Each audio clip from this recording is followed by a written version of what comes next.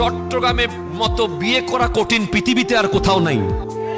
কিল্লাই কঠিন, পোলা যতই কাবিল হোক কাবিন 25 লাখ, মাইয়া যতই সুন্দর হোক যতই নেককার হোক বৈরাতি 5,000।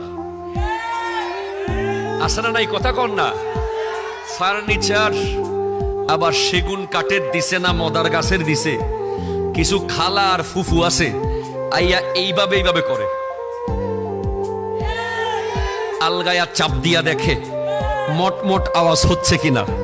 এরকম কিছু ফুফু খালার কারণে চট্টগ্রামের বিয়ের পরে নারীদের জন্য বড় কঠিন জীবন যাপন হয়ে যায়। ঠিক কিনা কথা বলে?